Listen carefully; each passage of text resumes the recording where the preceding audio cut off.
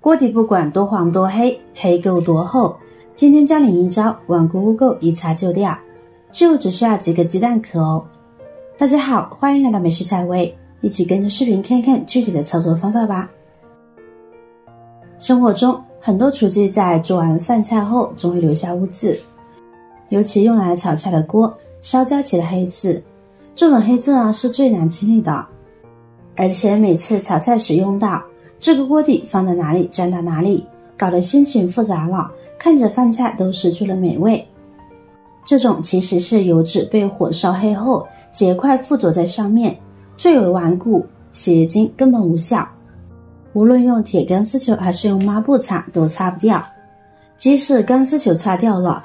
也会给锅整天刷后留下的伤痕非常难看。如果你也遇到了同样的困扰，那么一起往下看到底该如何处理。这边我们准备一包小苏打，家里常备的可使用小苏打就可以，我们将其均匀的撒泻在锅底表面，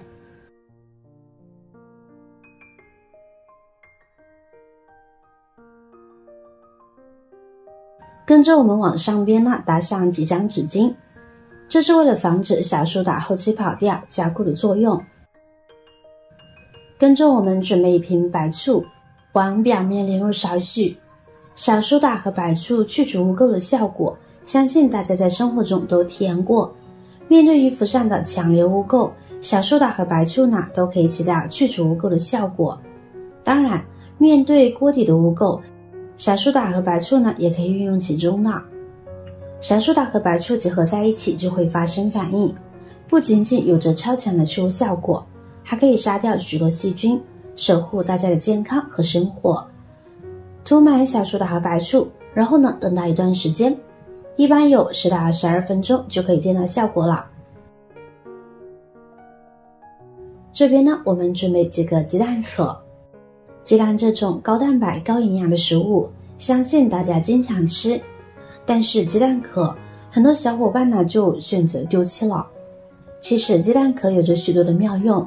它可以用来养花，用来做花肥，还可以用来做清洁物。事实上，鸡蛋壳是一种天然的含有钙、镁、磷等矿物质的物质，可以在生活中发挥着许多的作用。这里我们只说其中之一，其他大家可以搜索了解哦。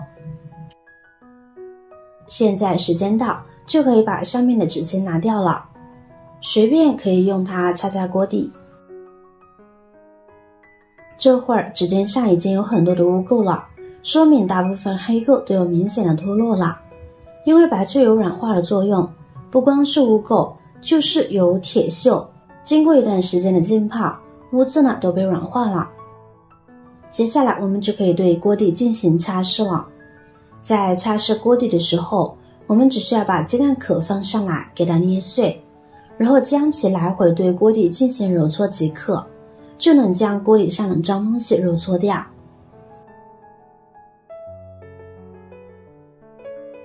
看看，没一会儿，原本锅底的颜色就已经显现出来了。看来今天清洗的任务已经变得非常的简单了。来回搓洗时，可以利用一块干净的百洁布按住鸡蛋壳来回搓洗，炒锅底部的油污基本上就下来了，所以抹布最好要结实一点的，百洁布最好，否则容易伤到手。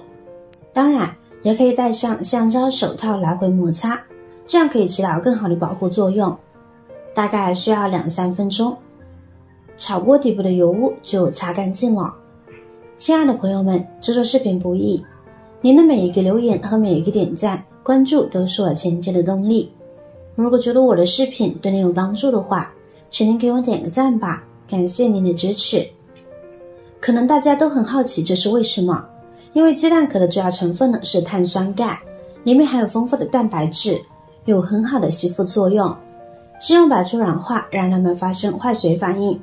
白醋具有软化的作用，小苏打具有清洁的作用，和蛋壳结合在一起，就能快速的将锅底给清洗干净了。在清洗的过程当中，如果太干了，我们也可以适当的加入一些白醋，遇到清洗困难了，再加入新的鸡蛋壳，接着继续来清洗锅底。把整个锅底给擦拭干净。洗好了之后呢，我们用清水把锅底给冲洗一下，把上面的一些鸡蛋壳还有污垢呢给清洗干净。经过这样简单的擦拭之后，锅底呢就清洗好了。看看亮吧，有没有闪到你呢？简简单单几分钟，锅底马上就变得焕然如新了。非常简单实用的一个小方法。像平时我们煮鸡蛋时，就可以把鸡蛋给留下来，用来清洁呢也是一个很不错的用途哦。比如家里小宝宝用的不锈钢器具，如果是用来清洁，总担心会有一些清洁剂的残留在里边，那就可以用废弃的鸡蛋壳来清洗。这样清洗过后，不但干干净净，而且呢也没有任何的化学成分。本身鸡蛋壳呢也是一种天然的清洁剂，所以用鸡蛋壳来清洗既干净又卫生。至于锅底，建议大家在每一次使用锅具完之后呢，就要及时清理，避免污垢积攒的太多，影响清洗的效果。如果我们每一次用完锅具之后都对锅底进行清洁的话，相信大家在平日里在清洁锅底的时候就会简单许多。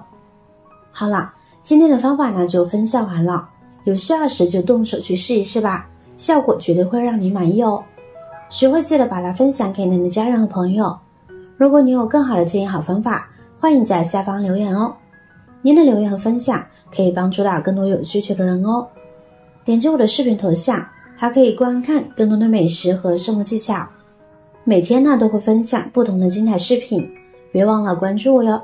感谢您的支持，我是瑶瑶，我们下期再见啦。